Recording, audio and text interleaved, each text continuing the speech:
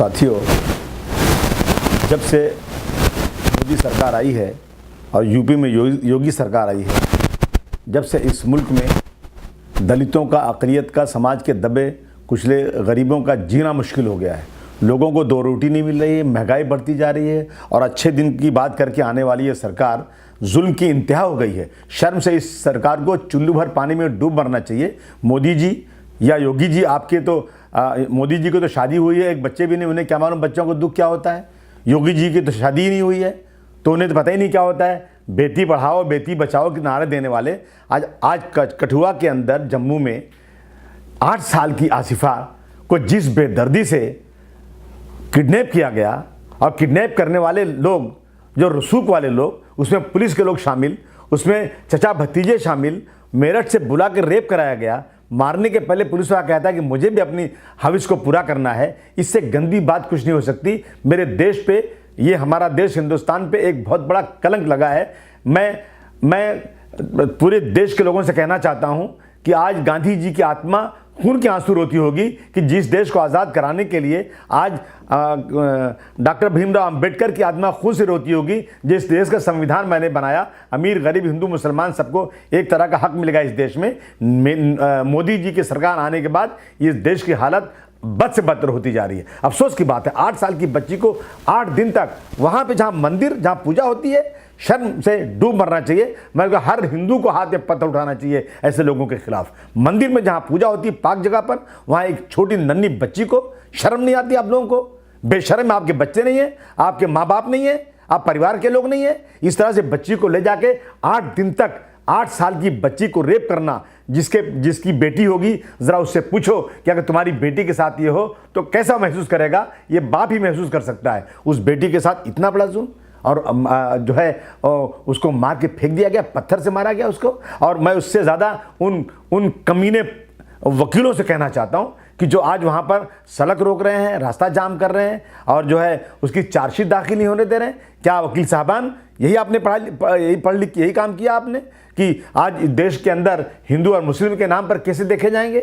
आज अगर मुस्लिम लड़की का रेप होगा तो आप लोग जो है वहाँ पर उसकी चार्जशीट दाखिल नहीं होने देंगे, कोर्ट में केस नहीं होने देंगे। जो 8 लोग पकड़े गए रेपिस्ट, जानी, इन लोगों के फेवर में आप लोग जो है आज चक्का जाम कर रहे हैं, इनको मुआफ़क़त कर रहे हैं। मेरी ये डिमांड है कि इन सब लोगों को, जो लोग इनकी इस बच्ची के किडनैपिंग से लेकर रेप तक हैं, इन सबको फांसी के अलावा कोई सज़ा नहीं होना चाहिए। मैं भारतवर्ष के एक नागरिक से निवेदन करता हूं, हाथ जोड़ के निवेदन करता हूं, मेरे भारतवर्ष की संस्कृति को बचाइए और इन सबको फांसी से कम कोई सज़ा नहीं और 6 महीने में इसका फैसला होना चाहिए। अफसोस की बात है आज जो है योगी सरकार, अभी चिन्मयानंद की बात की जाए तो योगी सरकार, चिन्मयानंद के ऊपर रेप का केस, योगी सरकार जाती है उनके आश्रम की ओपनिंग करने और वहाँ तय होता है कि इनके ऊपर से रेप का केस उठेगा।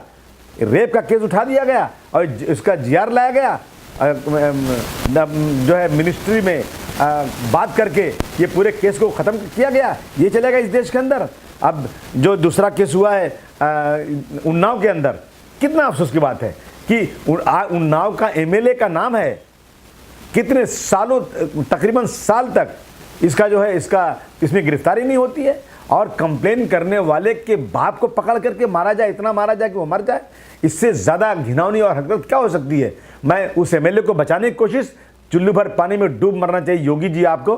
आप अपने आप को धर्मगुरु कहते हैं, आपको शर्म नहीं आती आपको? और जो है उस MLA को बचाने के लिए कोशिश हो रही है। आपका DG इनको जो है आदरणीय करके कहता है, बहुत ही रिस्पेक्ट से बात करता है ऐसे लोगों को। जब तक आपके ऊपर डंडा नहीं चला कोर्ट का, जब तक आपने अरेस्ट नहीं होने दिया, क्या लगता है ये आपका, ये कानून देश का चलेगा या आपका चलेगा? मैं आपका पाप जो है, पाप का घड़ा भर चुका है। इस तरह से जो चीज़ें हो रही हैं, आप लोगों ने 20,000 राजनीतिक नेताओं के क्रिमिनल केसेस आप लोगों ने वापस लिए है। मैं निवेदन करना चाहता हूं इस देश के वो 4 जजेस जो बाहर निकल कर आए थे सुप्रीम कोर्ट से, आप आइए, आगे बढ़िए और जो 20,000 केसेस लोगों ने इन लीडरों के, नेताओं के वापस लिए है, वो सारे केसेस बिल्कुल विड्रॉ नहीं होना चाहिए।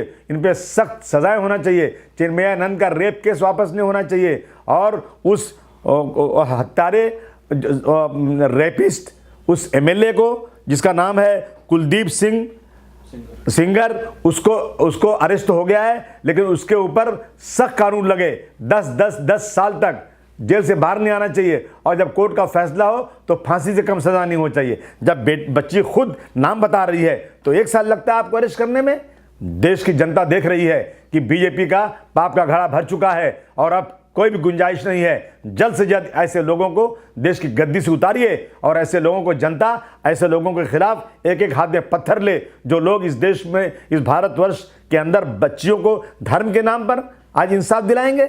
अगर मुस्लिम है तो अलग, हिंदू है तो अलग, गरीब है तो अलग, इनकी पार्टी का है तो अलग। ये बिल्कुल नहीं होना चाहिए। आइए हम सब मिलकर तय करें कि जब तक इन लोगों को, बलात्कारियों को फांसी की सजा नहीं हो जाती, उस वक्त हम चैन की नींद नहीं सोएंगे।